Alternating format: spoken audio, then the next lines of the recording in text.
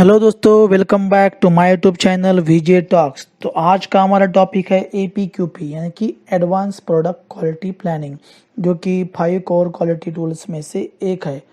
तो चलो दोस्तों, वीडियो को स्टार्ट करते हैं। वीडियो से स्टार्ट करने से पहले आपको एक बात बताना चाहूँगा कि अगर आपने मेरे चैनल को सब्सक्राइब नहीं किया है तो प्लीज़ सब्सक्राइब करो और नीचे दिए हुए बेल आइकॉन पे ज़रूर क्लिक करो ताकि आपको मेरे नए वीडियोस का नोटिफिकेशन टाइम ले आ जाए।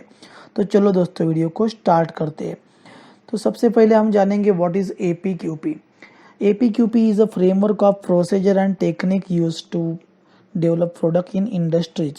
APQP provides a structure for planning, defining and completing the necessary activity to produce products that are on target of customer needs and expectation. तो इसका हिस्ट्री क्या है? During the late 80s APQP program were use by major player of the automotive industry, big three जिसको बोला जाता है, General Motor, Ford Motor और Chrysler. तो ये तीनों एक साथ आए और इन्होंने एक common core product planning principle जो सप्लायर के लिए बनाया, उसको आज हम एपीक्यूपी बोलते हैं। तो इसका पर्पस क्या है? एआईजी यानी कि according to automotive industry action group में ये डिफाइन किया है कि APQP is support to new part develop, it's support to creating control plan and satisfied to customer within the time and it's reduce quality issues. तो इसके implementation के 5 phases होते हैं, तो हम इसके बारे में जानेंगे। सबसे पहले है plan and define, then product design and development verification, process design and development verification, product and process validation and production feedback, then launch assessment and corrective action. तो जानेंगे सबसे पहले फेज़ 1 के बारे में, plan and define the program. तो अगर आप कोई भी प्रोडक्ट बना रहे हो तो उसके डिज़ाइन के गोल्स आपको सेट करना सबसे ज़रूरी है। जैसे कि अगर कोई प्रोडक्ट आपका पहले 100 केजी का हुआ और उसका आप वेट रिड्यूस करके 90 केजी कर रहे हो, तो ये आपका डिज़ाइन गोल हो गया। तो इस तरीके से गोल आपको सबसे पहले सेट करने हैं। उस गोल के अगेंस्ट आपको रिलायबिलिटी और क्वालिटी गोल्स भी, यानी कि जो हम केपीआईज बोलते हैं, वो भी डिसाइड करना बहुत ज़रूरी है। उसके बाद जो अभी प्रोडक्ट बना रहे हैं उसको जो मटेरियल लगने वाला है, उसको उस मटेरियल का बिल ऑफ मटेरियल आपको बनाना होगा। और जो मटेरियल को असेंबल करने के लिए आपको एक प्रिलिमिनरी प्रोसेस फ्लो बनाना होगा। और उस प्रोसेस जो करने वाले हैं तो उसमें से कुछ प्रोसेस स्पेशल प्रोसेस हो सकते हैं, तो उसकी लिस्ट आपके पास होनी चाहिए।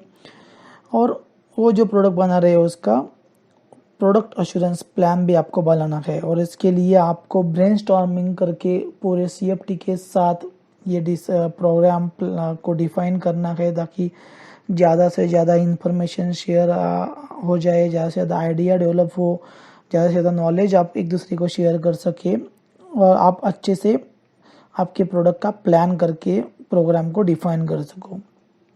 जो नेक्स्ट स्टेज है product design and development verification.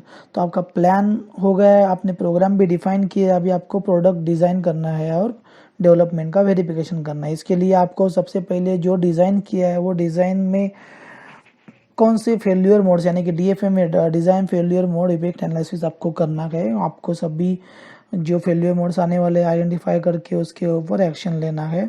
उसके बाद कुछ पार्ट्स आपको डिज़ाइन फॉर मैन्युफैक्चरिंग असेंबली के लिए बनाने पड़ेंगे, ताकि आप डिज़ाइन का वेरिफिकेशन कर सके, डिज़ाइन का रिव्यू कर सके। उसके लिए आपको प्रोटोटाइप कंट्रोल प्लान भी बनाना है, इंजीनियरिंग ड्राइंग, इंजीनियरिंग स्पेसिफिकेशन होने चाहिए। और जो कुछ भी आप मटेरियल यूज़ कर रहे हो, मटेरियल का स्पेसिफिकेशन भी आपके पास होना बहुत ज़रूरी है। जैसे कि अगर कोई प्रोडक्ट बन रहा है उसमें कॉपर लग रहा है, तो कॉपर का जो मटेरियल है उसका स्पेसिफिकेशन, यानी कौन से क्लास का यूज़ कर रहे हैं, उसका रेजिस्टेंस क्या है, ये सब कुछ होना आपके पास बहुत ज़रूरी है। और प्रोडक्ट बनाते हो आप बहुत बार ड्राइंग को हम चेंज करते हैं कुछ पार्ट्स में। अगर पहले 100 mm डायमेंशन था तो उसमें 2 mm कम कर दिया, तो वो जो चेंज ऑफ ड्राइंग है, जो उसका कंट्रोल होना बहुत ज़रूरी है। जो आपको स्टार्टिंग से लेके प्रोडक्ट बनने तक जितने भी आप ड्राइंग रिवाइज करेंगे, वो ड्राइंग आपके पास होने बहुत ज़रूरी है। उसके बाद कोई भी वो प्रोडक्ट बनाने के लिए न्यू इक्विपमेंट लग सकता है, टूलिंग लग सकती है, फैसिलिटी की रिक्वायरमेंट हो सकती है। तो वो एनालिसिस करके आपको नोट डाउन करना पड़ेगा कि कौन कौन से इक्विपमेंट, टूलिंग या फैसिलिटीज़ आपको लगने वाली है, या फिर कौन से स्पेशल प्रोडक्ट लगने वाला है, कौन सी स्पेशल प्रोसेस करने वाला है, इसके लिए भी आपके पास होने चाहिए। और जो प्रोडक्ट बनाया है उसको मेज़र करने के लिए, टेस्ट करने के लिए गेजेस या फिर टेस्टिंग इक्विपमेंट की भी ज़रूरत लगेगी। तो वो कौन कौन सी रिक्वायरमेंट हो सकती है उसको भी आपको देखना बहुत ज़रूरी है। उसके बाद है फेज़ 3 में आता है प्रोसेस डिज़ाइन और डेवलपमेंट वेरिफिकेशन। जैसे कि सेकंड स्टेज में हमने देखा प्रोडक्ट डिज़ाइन और डेवलपमेंट वेरिफिकेशन, और ये स्टेज है प्रोसेस डिज़ाइन और डेवलपमेंट वेरिफिकेशन। तो सबसे पहले इसमें आपको आपका जो क्वालिटी सिस्टम है उसको रिव्यू करना पड़ेगा। इसके लिए अगर आपके पास ISO 9000 हो या IATF हो, तो सबसे पहले आपको इंटरनल ऑडिट या फिर थर्ड पार्टी ऑडिट करके आपके सिस्टम को रिव्यू करना होगा। देन आपको एक प्रोसेस फ्लो चार्ट बनाना होगा कि आपका ये प्रोडक्ट बनने वाला है वो उसमें से कौन से प्रोसेस करने हैं और ये कहाँ पे करने हैं। इसके लिए आपको फ्लोर प्लान लेआउट करना पड़ेगा ताकि आपको समझ में आए कि ये पार्ट मेरा यहाँ पे लगेगा तो ये मशीन मुझे यहाँ पे फिक्स करनी है।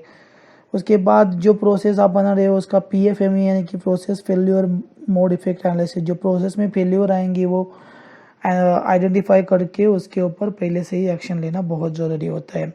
उसके बाद जो एक्शन लेंगे उसके ऊपर आपको एक प्री लॉन्च कंट्रोल प्लान भी बनाना है।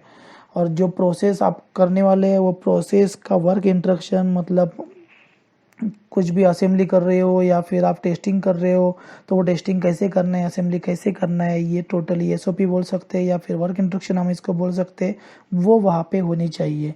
और इसके बाद जो मेजरमेंट सिस्टम आप यूज़ करोगे उसका एक MSA प्लान भी आपको बनाना है और प्रोसेस कैपेबिलिटी प्लान भी इसके साथ आपको बनाना बहुत ज़रूरी है। अभी प्रोडक्ट बनने के बाद उसको पैक करने के लिए एक पैकेजिंग स्टैंडर्ड और स्पेसिफिकेशन भी आपको एक बनाना पड़ेगा यहाँ पे। तो अभी आपका नेक्स्ट फेज है प्रोडक्ट और प्रोसेस का वैलिडेशन। तो ये वैलिड करने के लिए आपको पहले सिग्निफिकेंट प्रोडक्शन रन करना पड़ेगा। और प्रोडक्शन रन करने का मतलब कोई भी अगर 50 का बैच करो, आप 100 का बैच करो, आप डिसाइड कर सकते हैं कि इतने का प्रोडक्शन करना है। तो वो एक बैच होने के बाद उस बैच का आपको MSA स्टडी करना है, SPC स्टडी करना है। SPC स्टडी करके आपको उसमें कुछ वेरिएशन मिल रहा है क्या वो चेक करना है। उसके बाद आपको PPAP के जो 19 टाइप्स ऑफ डॉक्यूमेंट होते हैं वो बनाना भी बहुत ज़रूरी होता है। और परफॉर्मेंस टेस्टिंग करके आपको उस प्रोडक्ट को वैलिडेट करना है कि जो आपने प्रोडक्ट बनाया है वो प्रोडक्ट आपके क्वालिटी रिक्वायरमेंट्स, आपके डिज़ाइन गोल्स या फिर रिलायबिलिटी जो है वो मीट कर रहा है नहीं, ये आपको चेक करना है। प्रोडक्ट बनने के बाद आपने जो पैकिंग का स्टैंडर्ड बनाया है वो पैकेजिंग को आपको इवेलुएट करना भी बहुत ज़रूरी है। और ये टोटली सब कुछ होने के बाद आपको एक प्रोडक्शन का कंट्रोल प्लान बनाना भी, जो फाइनलाइज कंट्रोल प्लान होगा वो बनाना भी आपको बहुत ज़रूरी है। देन फेज 5 आता है assessment, corrective action and continuous improvement. तो आपको जो आप स्टेज 4 में SPC स्टडी करने वाले हैं तो आपको उसमें वेरिएशन मिलेगा। तो वो वेरिएशन रिड्यूस करने के लिए और आपके प्रोडक्ट में कंटिन्यूस इम्प्रूवमेंट लाने के लिए आपको कुछ प्रोजेक्ट लेने पड़ेंगे, 6 सिग्मा प्रोजेक्ट, लीन प्रोजेक्ट, ऐसे ZDM यानी कि जीरो मैन्युफैक्चरिंग डिफेक्ट प्रोजेक्ट आपको भी लेने पड़ेंगे। और वो प्रोजेक्ट लेके उनको टाइमली कंप्लीट करके कस्टमर को सेटिस्फेक्शन करना बहुत ज़रूरी है। उसके बाद इम्प्रूव डिलीवरी परफॉर्मेंस। डिलीवरी का अगर परफॉर्मेंस आपका स्टार्टिंग में थोड़ा स्लो हो सकता है तो उसको इम्प्रूव करने के लिए भी आपको कुछ प्रोजेक्ट लेने पड़ेंगे। और सबसे इम्पोर्टेंट थिंग ये है कि आपने जो प्रोडक्ट बनाया है वो प्रोडक्ट बनाते वक्त जो कुछ भी आपसे फेल्योर आए, जो कुछ भी आपने फेल्योर से सीखा है वो कहीं तो नोट डाउन करके रखना चाहिए ताकि आप कोई नया प्रोडक्ट डेवलप कर रहे हो तो उसमें वो प्रॉब्लम नहीं आना चाहिए, ताकि आपको समझ में आए कि लास्ट डेवलपमेंट में हमें ये प्रॉब्लम आए थे तो इस प्रोडक्ट डेवलपमेंट में हम उसको सुधार सकते हैं। तो ये APQP का बेनिफिट्स क्या है? तो ये सबसे पहले इससे हायर क्वालिटी मिलती है। उसके बाद कॉस्ट रिडक्शन होता है और जो कुछ भी पोटेंशियल प्रॉब्लम्स है वो आप early in the design and manufacturing में ही एड्रेस कर सकते हैं।